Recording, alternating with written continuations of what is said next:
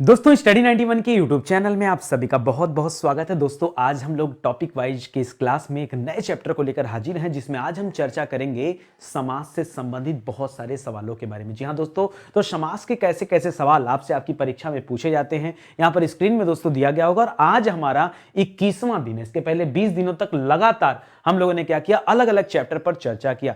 दोस्तों अगर आपने ये सीरीज नहीं देखा तो जाके देख लीजिए।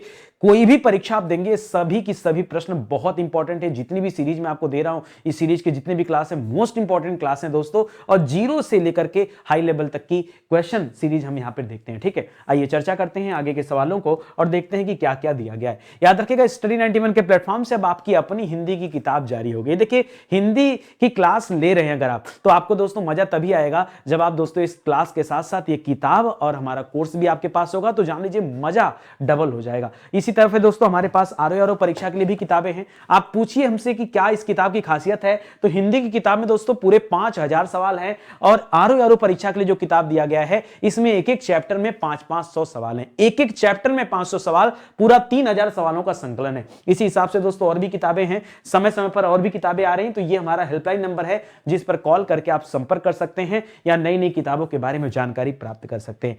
चलिए सवाल शुरू करते हैं दोस्तों। पूछ रहा है समाज से संबंधित सवाल है। पहला सवाल दे रहा है दोस्तों, हरिहर में कौन सा समास है। जी हां दोस्तों, हरिहर। देखिए अगर हम बात करें अलग अलग कर दें, इसको हरि को अलग कर दें और हर को अलग कर दें, तो याद रखिएगा इन दोनों के अलग अलग अर्थ होते हैं। हरि कहा जाता है दोस्तों भगवान विष्णु को। किसे कहा जाता है? यह भगवान विष्णु को कहा जाता है। और हर हर महादेव, हर हर किसको कहा जाता है? तो हर कहा जाता है महादेव को। जी हां दोस्तों, हर कहा जाता है महादेव को। तो याद रखिएगा विष्णु और महादेव का मिला जुला रूप है, तो कर्मधारय हो नहीं सकता। कर्मधारय में दोस्तों तारीफ वाले शब्द आते हैं। ठीक है, तारीफ वाले शब्द आते हैं। द्विगु में दोस्तों संख्यावाची आता है, और तत्पुरुष होगा नहीं, यहां पर हो जाएगा दोस्तों द्वंद्व समास। हरिहर में कौन सा समास है? याद रखिएगा हरिहर जो शब्द लिख रहा है यहां पर समास आ जाएगा दोस्तों द्वंद्व समास। ठीक है, द्वंद्व समास में इस तरह से और भी सवाल आते हैं। जैसे परीक्षा में आ गया मान लीजिए दिन रात, तो बताइए दिन रात में कौन समास है? याद रखिएगा द्वंद्व समास है। जैसे आ गया सुख दुख, क्या आ गया दोस्तों? सुख दुख, कौन सा समास है? यहां भी द्वंद्व समास है। जैसे आ गया माता पिता, माता पिता, ये तो मैं आसान वाले बता रहा हूं। अब देखिए थोड़ा सा कठिन वाला सवाल कैसे आता है। जैसे आ जाता है चाय वाय, तो याद रखिएगा यहां भी कौन सा समास है? यहां भी द्वंद्व समास है। पानी वानी, यहां भी क्या है दोस्तों? पानी ठीक है, वानी क्या होता है पता नहीं, लेकिन यहां भी होता द्वंद्व समास है। कुछ और थोड़ा सा डिफिकल्ट शब्द दे देता हूं दोस्तों। जैसे लिखता है पापा पाप, क्या लिखता है? पापा पाप। ठीक है, अब इसको विच्छेद करके देखना पड़ता है, तो आपको मिलेगा पाप और दूसरा शब्द मिलेगा दोस्तों अपाप। ठीक है, अपाप यानी पाप और पुण्य की बात कर रहा है। या फिर दे देता है कि सत्यासत्य, क्या दे देता है? सत्या सत्या सत्य। सत्या सत्य का मतलब क्या होता है? सत्य और असत्य। आप इसको विच्छेद करिए तब आपको मिलेगा। तो ये मैं जो आपको सिखा रहा हूं ये क्या है? ये सब के सब में क्या है दोस्तों? द्वंद्व समास भरा पड़ा है। तो जाहिर सी बात आपका सही जवाब क्या हो जाएगा? द्वंद्व समास। ठीक है, आगे बढ़िए अगला सवाल देखिए। लिख रहा है लोकप्रिय में कौन सा समास है। ठीक है, लोकप्रिय। आइए देखते हैं दोस्तों लोकप्रिय में दोस्तों कौन सा समास है। जब कभी ऐसे दे देना समास को, जब तक आप समास विग्रह नहीं करेंगे तब तक आप जान भी नहीं सकते कि एक्चुअली में इसमें कौन सा समास है या क्या छिपा है। ठीक है, तो याद रखिएगा लोकप्रिय का मतलब क्या होता है दोस्तों? लोक, लोक मतलब होता है लोगों में। लोक का क्या मतलब होता है? लोगो। ठीक है, तो लोक में प्रिय यानी लोगों में जो प्रिय होता है दोस्तों उसे लोकप्रिय कहा जाता है। ठीक है, और इस तरह से जब विच्छेद करते हैं तो आपको मिलता है ये में, और में की वजह से दोस्तों यहां पर क्या हो जाता है? ये जो में शब्द मिला ये अधिकरण तत्पुरुष में आता है। क्या आता है दोस्तों? ये तत्पुरुष में जब आप अंदर जाके पढ़ते हैं तो अधिकरण तत्पुरुष समास पढ़ते हैं। तत्पुरुष के कई सारे वैरायटी हैं, खाली कर्ता को छोड़ करके कर्म तत्पुरुष, करण तत्पुरुष, अधिकरण तत्पुरुष, संप्रदान तत्पुरुष ये सभी पाए जाते हैं। संबोधन भी नहीं होता है। तो याद रखिएगा यहां तत्पुरुष समास है, और तत्पुरुष में भी क्या है दोस्तों? तो याद रखिएगा अधिकरण तत्पुरुष है। अंदर जाके जब आपको ढूंढिए। ठीक है, अब बेई भाव नहीं होगा। अब बेई भाव में याद रखिएगा पहला पद ऐसा होता है जिससे बहुत सारे शब्द बन सकते हैं। जैसे मैं कहूं प्रतिदिन, तो प्रतिदिन में जो प्रति शब्द है इससे कई सारे शब्दों का निर्माण हो सकता है। जैसे प्रतिदिन हो सकता है, प्रतिमा हो सकता है, प्रत्येक हो सकता है। तो ऐसे शब्द क्या होते हैं? अव्ययी भाव कहे जाते हैं। ठीक है, जैसे और एग्जांपल दीजिए सर। जैसे मैंने ले लिया यथासंभव। यथासंभव में यथा शब्द है और यथा से बहुत सारे शब्द बनते हैं। यथासंभव बनता है, यथावत बनता है, यथाक्रम बनता है, यथानुरूप बनता है। तो यथा से बहुत सारे शब्द बनते हैं, तब वो क्या हो जाएगा, अव्ययी भाव समास। कर्मधारय होगा नहीं, तारीफ वाले शब्द आते हैं। बहुब्रीहि में याद रखेगा शब्द कुछ और होगा, अर्थ कुछ और निकलेगा, ठीक है। यानी जब दोनों पद अप्रधान होकर कोई तीसरा पद प्रधान हो जाए तब बहुब्रीहि होता है। जैसे मैंने कहा दशानन, अब दशानन शब्द दिया है मतलब रावण होता है, ठीक है। तो जब तीसरा अर्थ निकले तब बहुब्रीहि होगा। जैसे मैंने कहा लंबोदर, अब लंबोदर किसे कहते हैं, लंबा हो उधर जिसका। अब गणेश जी को कहा जाता है तो लंबोदर कहते ही गणेश जी का चित्र हमारे आंखों के सामने बन जाता है, और ये हो जाता है दोस्तों बहुब्रीहि समास का एग्जांपल। चलिए फिलहाल इस सवाल का सही जवाब क्या हो जाएगा, तत्पुरुष समास। अगर आपने नहीं दिया सही तो सही कर लीजिए दोस्तों, यही आपका राइट आंसर है, ठीक है। आगे बढ़िए, लिख रहा है गुणहीन, ठीक है। गुणहीन में बताइए कौन सा समास है। आइए गुणहीन में आपको जानना है अगर कौन सा समास है तो फिर से आपको समास विग्रह करना होगा। गुणहीन यानी गुण से हीन, आप इसको क्या बोल सकते हैं, गुण से हीन, ठीक है, गुण से हीन, ठीक है। तो याद रखेगा यहां जो से शब्द दिया दोस्तों, ये से कहां पर आता है, कर्ता ने कर्म को करण से, ठीक है। तो याद रखेगा यहां पर आ जाता है दोस्तों करण तत्पुरुष समास। क्या आता है दोस्तों, ये तत्पुरुष के अंतर्गत आता है, और तत्पुरुष में भी क्या आ जाएगा दोस्तों, एक करण तत्पुरुष हो जाएगा। याद रखेगा कर्मधार है, अव्ययी और द्वंद्व समास क्या है, ये गलत जवाब है, ठीक है। चलिए आगे बढ़ते हैं, अगला सवाल देखिए। लिख रहा दूध रोटी में दोस्तों कौन सा समास है, क्या दे दिया, दूध रोटी, वही दे दिया, माता पिता हो गया, दूध रोटी हो गया, दाल भात हो गया, ठीक है, पानी वानी हो गया, कूड़ा करकट हो गया। इन सब में दोस्तों क्या होता है, द्वंद्व समास। हालांकि द्वंद्व के अंदर जाएंगे तो समाहार द्वंद्व मिलेगा, इतरेतर द्वंद्व मिलेगा, वैकल्पिक द्वंद्व मिलेगा, वो अलग हो जाता है, उसको छोड़िए। अभी के लिए जानिए दोस्तों दूध रोटी में कौन सा समास है, याद रखिएगा द्वंद्व समास है। यहां तत्पुरुष कर्मधारय और द्विगु मत करिएगा। द्विगु वहां होता है दोस्तों जहां पहला पद क्या होता है, संख्यावाची आ जाता है, वहां क्या हो जाता है दोस्तों, वहां द्विगु समास होता है, पहला पद संख्यावाची। जैसे मान लीजिए एक शब्द दे दिया नवरत्न, ठीक है। तो नवरत्न दोस्तों यहां नवरत्न की बात कर रहा है, नव यानी 9 की बात कर रहा है, पहला पद संख्यावाची इसलिए। जैसे मैंने कहा चौराहा, तो 4 रास्ते के समूह को चौराहा कहा जाता है। जैसे मैंने कहा सप्त ऋषि, 7 ऋषियों के समूह को सप्त ऋषि कहा जाता है। तो यह चौराहा में 4 हो गया, नवरत्न में 9 हो गया, सप्त ऋषि में 7 हो गया। यही सब क्या कराएंगे दोस्तों, ये द्विगु समास के एग्जाम्पल हो जाएंगे। द्विगु समास में पहला पद संख्यावाची होता है, तो याद रखिएगा सही उत्तर हो जाएगा द्वंद्व समास, ठीक है। लिख रहा है योगदान, योगदान में दोस्तों कौन सा समास है। आइए योगदान का समास जानना है तो पहले आपको सीखना होगा दोस्तों इसका समास विग्रह क्या होगा। तो याद रखिएगा योगदान का समास विग्रह होगा योग का दान। क्या आ जाएगा दोस्तों, योग का दान, ठीक है, योग का दान। अब तो आप समझ ही गए होंगे दोस्तों, समास मुख्य रूप से आएगा तत्पुरुष समास। लेकिन अगर इसके भी अंदर दोस्तों जाकर आपसे पूछता है कि नहीं मुझे बताइए कि तत्पुरुष के अंदर क्या है, तो कर्ता ने कर्म को करण से, जब ये पढ़ते हुए जाएंगे तब आपको मिलेगा दोस्तों काकी के नानी ने रारी रे, ठीक है, काकी के नानी ने रारी रे, यानी ये संबंध तत्पुरुष आपने पढ़ा होगा। कारक वाला चैप्टर याद करिए तो आपको वहां संबंध तत्पुरुष याद आ रहा होगा। यहां योग का संबंध, दान का संबंध दोस्तों योग से, योगदान। तो याद रखेगा यहां पर क्या हो जाएगा, ये होगा दोस्तों तत्पुरुष समास, और तत्पुरुष के अंतर्गत क्या आएगा, ये संबंध तत्पुरुष हो जाएगा। थोड़ा सा डिटेल में जाके पढ़िए, ठीक है, यहां पर आपका सही उत्तर हो जाएगा। बहुत डिफिकल्ट है ये सब चीजें, ठीक है। आगे देखिए पथ भ्रष्ट, पथ भ्रष्ट में दोस्तों कौन सा समास है। तो जब आप कभी लिखेंगे पथ भ्रष्ट और इसका समास विग्रह देखेंगे तो याद रखिएगा आएगा पथ से भ्रष्ट, ठीक है। पथ रास्ता को कहा जाता है, ठीक है, पथ से भ्रष्ट यानी जो अपने रास्ते से क्या हो गया, भ्रष्ट हो गया हो, बुरी संगति इसमें आ गया, उसे पथ भ्रष्ट कहते हैं। और याद रखिएगा यहां भी क्या हो जाएगा, तत्पुरुष समास हो जाएगा। लेकिन तत्पुरुष में क्या आ जाएगा, आप पढ़ते हैं कर्ता ने कर्म को करण से, याद रखेगा करण में भी करण की पहचान और याद रखेगा अपादान की पहचान, ये दोनों की पहचान दोस्तों किससे होती है, से होता है। किससे होता है दोस्तों, ये दोनों की पहचान से होता है। लेकिन यहां पर ध्यान दीजिएगा यहां करण नहीं होगा, यहां अपादान तत्पुरुष हो जाएगा। क्यों अपादान होगा दोस्तों, जब कहीं अलगाव होता है, मैंने आपको पढ़ाया है कि जब कहीं किसी प्रकार का अलगाव समझ में आए, जैसे पथ से भ्रष्ट यानी पथ से अलग हो रहा है दोस्तों, यहां पर पथ भ्रष्ट होने की वजह से यहां पर तत्पुरुष समास हो जाएगा। इसी तरह से आपको सवाल देता परीक्षा में पदचित, क्या देता है, पदचित देता है, पद से चित यानी जिस व्यक्ति को उसके पद से हटा दिया गया हो उसे पदचित कहा जाता है। यहां भी से आ जाता है पद से चित, तो याद रखेगा से जो आ गया दोस्तों ये अपादान हो जाएगा। अपादान तत्पुरुष के अंतर्गत ऐसे शब्द आते हैं, ध्यान दीजिएगा, गलती मत कीजिएगा, ये बहुत इंपॉर्टेंट सवाल है, ठीक है। चलिए आगे बढ़ते हैं दोस्तों, अगला सवाल देखते हैं। लिख रहा हथकड़ी, ठीक है, हथकड़ी दोस्तों किसे कहा जाता है, तो हथकड़ी का जब आप समास विग्रह करते हैं तब आपको पता चलता है, अच्छा जे पुलिस वाली हथकड़ी की बात कर रहे हैं, मैं जो हथकड़ी पुलिस पहनाती मैं उस हथकड़ी की बात करो, जब इसका समास विग्रह करेंगे तब मिलेगा आपको दोस्तों हाथ के लिए कड़ी। क्या मिलेगा, हाथ हाथ के लिए कड़ी, क्या मिलेगा? हाथ के लिए कड़ी, और इसे ही क्या कहते हैं दोस्तों? हथकड़ी। और ये जो के लिए शब्द आ गया, याद रखिएगा ये कहां पर आता है? संप्रदान में आता है। जी हां दोस्तों, ये संप्रदान हो जाएगा के लिए, और संप्रदान तत्पुरुष आ जाएगा दोस्तों। तो याद रखिएगा सब तत्पुरुष के ही भेद हैं, लेकिन हम थोड़ा डिटेल में जाके पढ़ रहे हैं, तो याद रखिएगा यहां संप्रदान तत्पुरुष हो जाएगा, यहां अव्ययी, द्विगु और द्वंद्व मत करेगा। आगे बहुत सारे सवाल हैं जो अव्ययी, द्विगु, द्वंद्व से संबंधित है, अभी मैं कराऊंगा आपको, घबराइए मत, पहले जो समझा रहा हूं उसको समझिए। लिख रहा अधोलिखित शब्दों में से किस शब्द में तत्पुरुष समास है? जरा पहचानिए, नीचे 4 शब्द दिए गए और किसमें तत्पुरुष है ये आपको पहचानना है। मुनिवर, याद रखेगा मुनिवर में क्या हो जाता है दोस्तों? मुनिवर ये कर्मधारय समास है। याद रखेगा मुनिवर कर्मधारय समास है। एक बात और याद रखेगा, जैसे पूछता है परीक्षा में महात्मा, क्या देता दोस्तों? महात्मा में दोस्तों कौन सा समास है? याद रखेगा इसमें भी कर्मधारय समास है, ठीक है। नीलांबर में कौन सा समास है? नीलांबर, पीतांबर नहीं, मैं नीलांबर की बात कर रहा हूं, इसमें भी हो जाएगा। नील गगन में दोस्तों का कौन सा समास है? नील गगन, ठीक है, नीला है गगन, ठीक है। तो इस तरह से गगन चुंबी में कौन सा समास है? ये सब कर्मधारय समास हो जाएगा। सुसंग जो लिखा दोस्तों, यहां जो सु है, याद रखेगा सु शब्द क्या है दोस्तों? ये अव्यय है, और इसी वजह से इसे अव्ययी भाव समास कहा गया, क्योंकि सु से बहुत सारा शब्द बन सकता है। सु से सुसंग बन सकता है, सु से सुसंगति बन सकता है, सु से सुसंखंडित बन सकता है, इसीलिए यहां पर क्या हो जाएगा? अव्ययी भाव समास। यहां जो सही उत्तर है दोस्तों ये पराधीन हो जाएगा।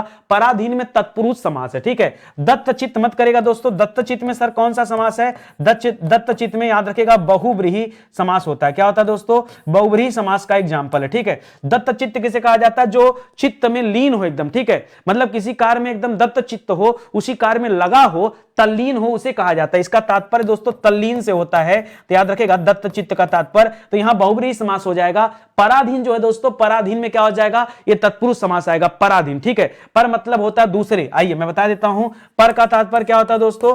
पर का तात्पर्य होता है दूसरे, दूसरे और के, दूसरे के अधीन। दूसरे के अधीन को दोस्तों पराधीन कहा जाता है, तो याद रखेगा, ठीक है। यहां पर हो जाएगा आपका तत्पुरुष समास। क्या हो जाएगा? ये तत्पुरुष समास का एग्जाम्पल है, ये आप ध्यान दीजिएगा, ठीक है। अच्छा सवाल है। अच्छा, तत्पुरुष में भी किसका? तो याद रखेगा के की वजह से क्या हो जाएगा? काकी के, अभी मैंने आपको बताया था, संबंध तत्पुरुष करिएगा, ठीक है। क्या करिएगा? तत्पुरुष में भी क्या आएगा? याद रखेगा संबंध तत्पुरुष करिएगा, वरना छोटी छोटी बातें नहीं याद रखेंगे ना तो परीक्षा में कभी भी सही नहीं कर पाएंगे। एकदम ध्यान से पढ़िए, बहुत डिफिकल्ट चैप्टर नहीं, बहुत आसान चैप्टर है, बस मन लगा के आपको देखने की जरूरत है। आगे बढ़िए दोस्तों, अगला सवाल करते हैं। लिख रहा 68 में कौन सा समास है? 68, जी हां दोस्तों 68 की बात करेंगे तो याद रखेगा 8 और 60 की बात करता है। क्या करता है?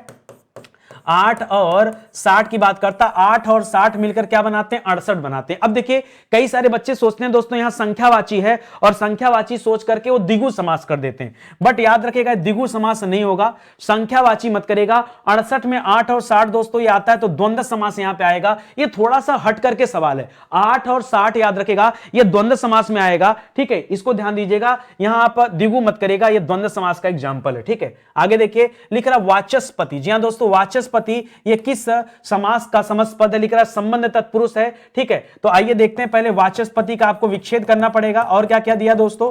संबंध दिया है, बहुव्रीहि दिया है, नहीं दिया है, और अलुक तत्पुरुष दिया है। तत्पुरुष में दोस्तों कई सारे वैरायटी पढ़ते हैं, और उसमें से जो वाचस्पति है याद रखिएगा अलुक तत्पुरुष का एग्जांपल होता है, ठीक है। वाचस्पति किसमें आता है? ये अलुक तत्पुरुष का एग्जांपल होता है। और दूसरा सबसे बड़ा एग्जांपल क्या है दोस्तों? युधिष्ठिर। जानिए युधिष्ठिर। युधिष्ठिर किसे कहा जाता है दोस्तों? युद्ध में स्थिर रहने वाले को दोस्तों युधिष्ठिर कहा जाता है, ठीक है। क्या होता है? युधिष्ठिर ऐसे लिखा जाएगा, युधिष्ठिर। किसे कहा जाता है दोस्तों? जो युद्ध में स्थिर रहता है उसे क्या कहते हैं दोस्तों? युधिष्ठिर कहा जाता है। और उसी तरह से वाचस्पति, वाक का पति। वाचस्पति क्या है यहां पर दोस्तों? तो याद रखेगा वाक का पति, याद रखेगा वाक का पति वाचस्पति होता है दोस्तों। और ये अलुक तत्पुरुष का एग्जाम्पल है। बहुत इंपॉर्टेंट सवाल है, मुझे पता है बहुत सारे बच्चों ने यहां संबंध सोचा होगा, संबंध गलत हो जाएगा काकी देख करके, ऐसा मत करेगा। नई तत्पुरुष तो बिल्कुल नहीं होगा। नई तत्पुरुष में नकारात्मक आते हैं, जैसे अज्ञान, ज्ञान नहीं है तो वहां अज्ञान हो जाएगा, यानी वहां विपरीत वाले अर्थ वाले आते हैं दोस्तों, वो नई तत्पुरुष के अंतर्गत रखे जाते हैं। यहां तो आपका ऑप्शन नंबर 4 सही होगा। युद्ध में स्थिर रहने वाला दोस्तों किस समास में आता है? करण तत्पुरुष नहीं सर, अलुक तत्पुरुष में आता है। संप्रदान में नहीं आता है, संबंध में नहीं आता है। युद्ध में स्थिर रहने वाला ये अलुक तत्पुरुष के भेद के अंतर्गत आता है। हम कहते क्या इन्हें? हम कहते हैं युधिष्ठिर। क्या कहते हैं दोस्तों? हम इन्हें कहते हैं युधिष्ठिर। युद्ध में स्थिर रहने वाले को हम क्या कहते हैं? हम युधिष्ठिर कहते हैं। आगे बढ़िए, लिख रहा निम्नलिखित में से कौन तत्पुरुष समास का उदाहरण नहीं है। ध्यान से पढ़िए और बताइए क्या पूछा दोस्तों, कौन सा तत्पुरुष का भेद नहीं है, ये आपको बताना। तत्पुरुष का भेद कौन सा नहीं है, आइए देखते हैं। राजकुमार, राजा का कुमार, ये तो हो जाएगा दोस्तों आपका तत्पुरुष समास। यज्ञ वेदी में तत्पुरुष समास है। आजन्म में याद रखेगा, आजन्म में जो आ शब्द है याद रखेगा, ये कहां लगता है, यह अव्ययी भाव समास का एग्जांपल है। क्या है, यह अव्ययी भाव समास का एग्जांपल है। और अव्ययी भाव की पहचान क्या है कि आप आ शब्द से बहुत सारे शब्दों का निर्माण कर सकते हैं। जैसे आ से हमने आजन्म कर दिया, आ से हमने क्या कर दिया, इसी तरह आ वाला शब्द से आप शब्दों का निर्माण करिए और बताइए कि आ से और क्या क्या कर सकते हैं। एक चीज और, आजन्म का अर्थ क्या होता है, तो याद रखेगा जन्म पर्यंत। क्या होता है दोस्तों, जन्म पर्यंत, ये भी याद रखेगा, परीक्षा में पूछता है। अब आ शब्द से बताइए, आज से आजन्म बन गया, आ से आजीवन बन गया, क्या बन गया, आ से आजीवन बन गया, आ से अकाल छोड़िए, ठीक है, काल अकाल अलग हो जाता है, आजीवन। देखिए एक मूल शब्द के आगे जो उपसर्ग की भांति जुड़ करके एक नया शब्द बनाता है वो होता है दोस्तों यहां पर, तो याद रखेगा अव्ययी भाव समास में आ जाएगा, ये ध्यान रखेंगे। ठीक है, ग्रामवासी दोस्तों ये तत्पुरुष समास का भेद है। लिख रहा है किस शब्द में तत्पुरुष समास नहीं है, फिर से बताइए कहां पर तत्पुरुष समास नहीं है। लिख रहा है विश्वविख्यात, आश्चर्यचकित, विषधर और हिमपात। याद रखेगा दोस्तों यहां जो विषधर शब्द दे रहा है, विषधर किसे कहा जाता है, सांप को कहा जाता है। और मोस्टली जितने भी पर्यायवाची टाइप के शब्द होते हैं ना, ये बहुब्रीहि में रखे जाते हैं। कहां रखे जाते हैं, ये बहुब्रीहि में रखे जाते हैं। इस प्रकार दोस्तों इसका अर्थ क्या हो जाएगा, विष को धारण करने वाला। विषधर का तात्पर्य क्या है,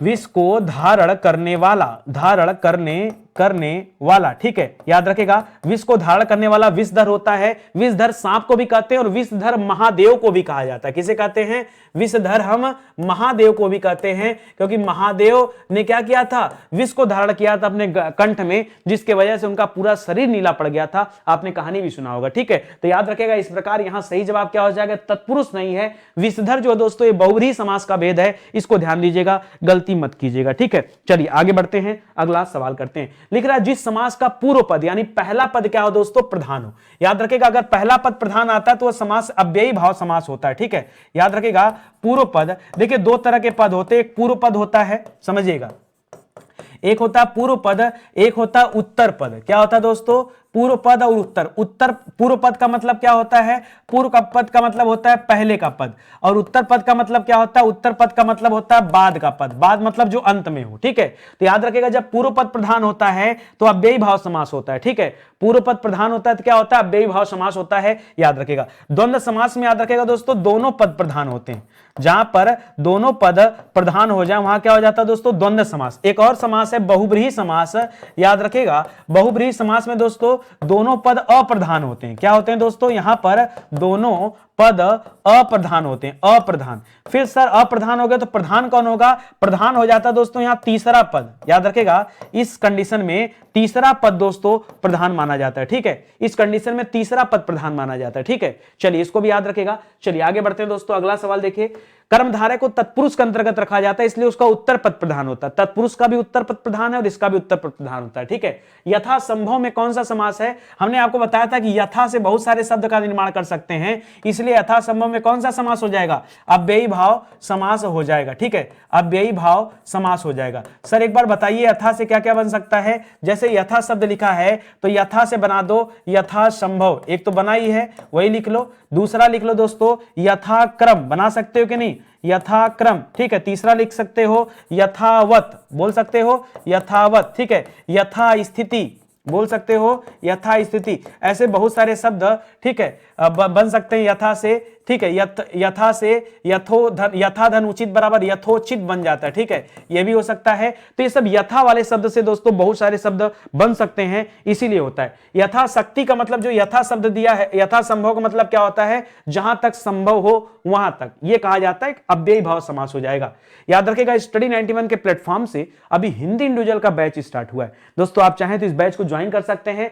और इसके अलावा इसी तरह के और भी बैच हम लोग बना रहे हैं दोस्तों, अलग अलग विषय का फाउंडेशन बैच, ताकि हर एक विषय पे आपकी मजबूत पकड़ हो जाए और याद रखिए। ठीक है, इसी तरह से अगर आप आगे की इंक्वायरी चाहते हैं तो आप हमारा एक हेल्पलाइन नंबर पे कॉल कर सकते हैं, जहां आपको एक एक बातें बता दी जाएंगी। ठीक है, आइए आगे बढ़ते हैं। यथाशक्ति, यथाशक्ति में यथा लग गया और यथा देखते ही दोस्तों आपका जवाब क्या हो जाएगा, अव्ययी भाव समास हो जाएगा। सर आपने पढ़ा दिया, ठीक है। याद रखिएगा अभी हम हर चैप्टर में क्या करते हैं दोस्तों, केवल एक पार्ट लेके आते हैं, लेकिन क्योंकि समास बड़ा चैप्टर है दोस्तों, तो आज हम पार्ट 1 कवर कर रहे हैं, कल हम फिर समास का पार्ट 2 कवर करेंगे, ठीक है। याद रखिएगा समास, संधि, अलंकार, रस, छंद, वहां पे मैं क्या करूंगा दोस्तों, पार्ट की संख्या बढ़ा करके मैं 2-2 पार्ट आपको पढ़ा दूंगा, ठीक है। जनरली क्या होता है कि रोज हम लोग एक टॉपिक पे चर्चा करते हैं और अगले दिन चैप्टर चेंज कर देते हैं, मतलब रोज हम नए नए चैप्टर पे चर्चा करते हैं, कभी हम रिपीट नहीं करते हैं। पहली बार दोस्तों इस सीरीज में आपको दिख रहा होगा कि हम रिपीट करेंगे, अगले दिन दोस्तों मैं और भी बताऊंगा, क्योंकि आज आपके जितने भी समास होते हैं, जैसे अव्ययी भाव समास हो गया, तत्पुरुष समास हो गया, द्वंद्व समास हो गया, द्विगु समास हो गया, कर्मधारय समास हो गया और बहुब्रीहि समास हो गया, जो 6 प्रकार के समास होते हैं उन सभी पे क्वेश्चन ला पाना संभव नहीं है। इसीलिए दोस्तों समास के मैं 2 पार्ट करूंगा, तो घबराइए मत, आज का जवाब दीजिए, कल फिर से आपके पास समास के सवाल आएंगे, आप उनका जवाब दीजिएगा, तैयारी पूरी होगी, घबराने वाली बात नहीं है, ठीक है। प्रतिदिन में देखिए जो प्रति शब्द लगा है, इससे बहुत कुछ बना सकते हैं। प्रति से प्रतिदिन बना सकते हैं, प्रति से प्रत्येक बना सकते हैं, प्रति से प्रतिवर्ष कर सकते हैं, प्रति से प्रति माह कर सकते हैं। तो जब कभी बहुत सारे शब्द बन जाएं तो याद रखिएगा सीधे सीधे वो अव्यय हो गया, वही क्या हो गया, अव्यय हो गया, और इसीलिए यहां पर क्या हो गया, अव्ययी भाव समास हो गया। और हमने तो यहां तक पढ़ा है कि सर इसका पूर्व पद प्रधान भी होता है। क्या होता है, पूर्व पद प्रधान होता है। प्रधान ना होता तो सबके साथ जुड़ता क्यों, ठीक है। तो याद रखेगा पूर्व पद प्रधान। आगे देखिए लिख रहा अनुरूप में, याद रखेगा अनु ऐसे शब्द है दोस्तों, अनु से भी बहुत कुछ बना सकते हैं, ठीक है। जैसे अनुरूप से, अनु से अनुरूप बना लिया, अनुरूप बना लिया, अनु से अनुकृति बना लिया, ठीक है, अनुकृति बना लिया, अनु से अनुचर बना दिया, क्या बना दिया, अनुचर बना दिया, अनु से अनुगामी बना लिया। ऐसे बहुत सारे शब्द हैं जिनका निर्माण आप अनु शब्द से कर सकते हैं, ठीक है। तो याद रखेगा, इसीलिए भी क्या हो जाएगा दोस्तों, यह भी अव्ययी भाव समास का ही एक रूप हो जाएगा, एग्जाम्पल हो जाएगा। आगे बढ़िए, लिख रहा है कौन सा शब्द अव्ययी भाव समास का उदाहरण है। नौग्रह की बात करें दोस्तों, इसमें पहला पद संख्यावाची है और इसी वजह से नौग्रह क्या हो जाएगा दोस्तों, ये द्विगु समास का एग्जाम्पल है। गांठकर कोई शब्द नहीं होता है, ग्रंथकार शब्द होता है, ठीक है, ग्रंथकार शब्द होता है। ग्रंथ को लिखने वाले को दोस्तों ग्रंथकार कहते हैं, ठीक है। और ग्रंथकार क्या हो जाएगा दोस्तों, ग्रंथ को लिखने वाला, यानी ये तत्पुरुष समास हो जाएगा, ठीक है। आगे देखिए महात्मा, आपको कई बार पढ़ा चुका हूं कि महात्मा शब्द में क्या है, ये कर्मधारय समास है, याद रखेगा। आमरण, याद रखेगा आमरण में आ शब्द है, ये अव्ययी भाव समास है, इससे चाहे आप आमरण बना लो, आमरण बना लो, इससे आप आजन्म बना लो, आजन्म बना लो, इससे आप आजीवन बना लो, आजीवन बना लो, ठीक है। इस तरह के बहुत सारे शब्द बना सकते हैं, इसीलिए यहां पर अव्ययी भाव वाला समास कौन सा है, ऑप्शन नंबर 4 है, आजन्म शब्द में अव्ययी भाव समास होगा, ठीक है। आगे बढ़िए, लिख रहा नीचे दिए गए शब्दों में से अव्ययी भाव समास का चयन कीजिए। पाप पुण्य क्या हो जाएगा दोस्तों, पाप पुण्य, यहां पर दोस्तों द्वंद्व समास का एग्जाम्पल है, क्या है, द्वंद्व समास है। आजीवन में आ लगे होने की वजह से दोस्तों आप जानते हैं कि अव्ययी भाव समास है, और यही तो आपसे पूछा है कि अव्ययी भाव समास का एग्जाम्पल कौन सा है, चयन कीजिए, ठीक है। घुड़सवार मतलब घोड़े पर सवार, याद रखेगा यह आपका तत्पुरुष समास हो जाएगा। और पीतांबर, याद रखेगा भगवान विष्णु को कहा जाता है क्योंकि वो पीला वस्त्र धारण करते हैं, तो पीतांबर में याद रखेगा क्या हो जाएगा, ये बहुब्रीहि समास हो जाएगा। जब कभी परीक्षा में बहुब्रीहि ऑप्शन नहीं दिया है तो पीतांबर को आप कर्मधारय समास भी मान सकते हैं, क्योंकि कर्मधारय को भी पीतांबर माना जाता है। क्यों, क्योंकि पीत माने होता है पीला, अंबर, अंबर माने देखिए जब अंबर को आप आसमान मान लेंगे तब क्या हो जाएगा, पीले आसमान को भी पीतांबर कहा जाता है। इसलिए दोस्तों क्या हो जाएगा, आपका अलग उत्तर हो जाएगा। और जब उसको वस्त्र मान लेंगे तो दोस्तों पीले वस्त्र को धारण करने वाले भगवान विष्णु हैं, तब उसका अर्थ अलग हो जाएगा। यानी पीतांबर शब्द ऐसा है जिसको 2-2 जगह यूज कर सकते हैं, कर्मधारय भी कर सकते हैं, बहुब्रीहि भी कर सकते हैं।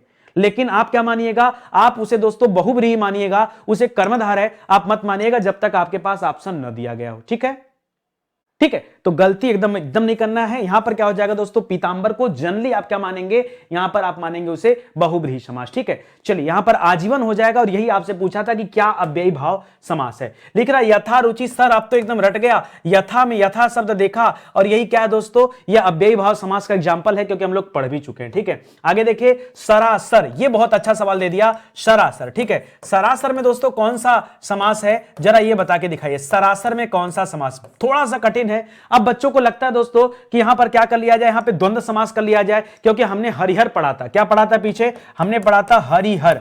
तो हरिहर जब आपने पढ़ा था तब आपको द्वंद्व बताया गया था, और इसलिए बताया गया था क्योंकि हरि का तात्पर्य अलग था, हर का तात्पर्य अलग था। ठीक है, लेकिन अगर दोस्तों आप सरासर पढ़ेंगे तो सरासर कहां आता है दोस्तों? यव्ययी भाव समास होता है। सरासर में कौन सा समास है? याद रखिएगा, यव्ययी भाव समास का एग्जांपल है दोस्तों। कुछ ऐसे शब्द अव्ययी भाव समास में आपको मिलेंगे जो थोड़ा सा लीक से हटकर के सवाल होंगे, ऐसे सवाल जो आपको बार बार परेशान भी कर सकते हैं। जैसे मैं मान लीजिए कुछ सवाल दे दे रहा हूं आपको, जैसे परीक्षा में दे दिया एकाएक। ठीक है, तो एकाएक में कौन सा समास है? याद रखिएगा, अव्ययी भाव समास है। जैसे एकाएक दे दिया, जैसे सरासर दे दिया, जैसे कहीं कहीं पढ़ते हैं कुछ न कुछ। क्या पढ़ते हैं? कुछ न कुछ, तो याद रखिएगा यहां भी हो जाएगा। जैसे आप पढ़ते हैं कहीं ना कहीं, पढ़ते हैं ना कहीं ना कहीं, तो याद रखिएगा यहां भी क्या हो जाएगा दोस्तों? ये सब किसके एग्जांपल है? ये सब अव्ययी भाव समास के एग्जांपल है, गलती मत कीजिएगा। सरासर में भी क्या हो जाएगा? याद रखिएगा, ऐसे मुहा मुंह पढ़ते हैं, वहां भी दोस्तों क्या हो जाएगा? कौन सा समास? याद रखिएगा, अव्ययी भाव समास का ये एग्जांपल है, इसे ध्यान दीजिएगा। ठीक है, आगे बढ़िए। लिख रहा धीरे धीरे में कौन सा समास है? जी हां दोस्तों, धीरे धीरे। अब देखिए लोग क्या समझते हैं ना, लोग समझते हैं कि माता पिता ऐसे लिखा है तो माता पिता में क्योंकि द्वंद्व समास होता है, माता पिता में द्वंद्व समास है, और इसी तरह से डैश लगा के लिखा हुआ धीरे धीरे, तो सर यहां भी क्या हो जाएगा? यहां भी द्वंद्व समास हो जाएगा। बट ऐसी गलती जिसने भी किया जान लो फिर गलत हो जाएगा। यहां द्वंद्व समास नहीं दोस्तों, यहां अव्ययी भाव समास आता है। ठीक है, चाहे आपका धीरे धीरे दे दे, या आपने कहा साथ साथ, साथ साथ में कौन समास होता है? याद रखिएगा, साथ साथ जो शब्द है यहां भी अव्ययी भाव समास है। या आपने कहा कि मेरा दिल बाग बाग हो गया, तो ये बाग बाग में दोस्तों कौन सा समास है? याद रखिएगा, यहां भी अव्ययी भाव समास होता है। तो चीजों को याद रखिए, रटने का प्रयास बिल्कुल मत कीजिए, सिस्टम से आप पढ़ते चलिए और एक एक चीजें याद करते चलिए, सब कुछ आपको समझ में आ जाएगा। ठीक है, आइए भर पेट में दोस्तों कौन सा समास है? भर पेट। भर पेट में एक शब्द लिखा हुआ भर, आप जानते हैं इस भर शब्द से बहुत कुछ बन सकता है। जैसे भर से आपने भरपेट बनाया, ऐसे भर से आप भरसक बना सकते हैं। ठीक है, भरसक बना सकते हैं। ठीक है, भर पेट से आप क्या कर सकते हैं? भर को आप पहले भी यूज कर सकते हैं, भर को आप बाद में भी यूज कर सकते हैं। जैसे जीवन भर, वो अलग हो जाएगा, वो अलग कर लीजिए। तो भर पेट, भर शब्द होता है जो शब्द, याद रखेगा, या अव्ययी भाव समास के अंतर्गत आता है। देखिए वर्ड फॉर्मेशन थोड़ा तेज होना चाहिए, तब तो आप समझ, मुझे बहुत कुछ समझ में आ रहा है वर्ड फॉर्मेशन, लेकिन यहां पर क्विक की बात है कि 10-5 सेकंड में वर्ड फॉर्मेशन तो दिमाग से निकल नहीं पाता है कि यार क्या क्या हो सकता है जहां भर पहले होगा। ऑप्शन लिखे, जैसे भरसक बन गया। ठीक है, जैसे भरपेट हो गया, जैसे आपका भरसक्ति हो जाता है, भरसक्ति। ठीक है, ऐसे बहुत सारे शब्द हैं जो बन सकते हैं, याद रखेंगे। आगे देखिए, अनुरूप हम लोग पढ़ चुके हैं दोस्तों। अनुरूप में क्या हो जाएगा? अनु हो जाएगा, और अनुरूप में अव्ययी भाव समास आ जाएगा। आजन्म हम लोग पढ़ चुके हैं, आजन्म में रिपीट वाला आ गया क्या? चलिए, आजन्म में क्या हो जाएगा? बहुब्रीहि नहीं दोस्तों, यहां भी अव्ययी भाव समास आ जाएगा। ठीक है, और आगे चलिए, लिख रहा यथाविधि, ये तो वही शब्द दे दिया ना, यथाविधि, यहां भी अव्ययी भाव, यथाविधि, यथाक्रम, यथोचित, यथासाध्य, ऐसे बहुत सारे शब्द होते हैं, याद रखिएगा। रातों रात में दोस्तों कौन सा समास है? बहुत बढ़िया सवाल दे दिया, रातों रात।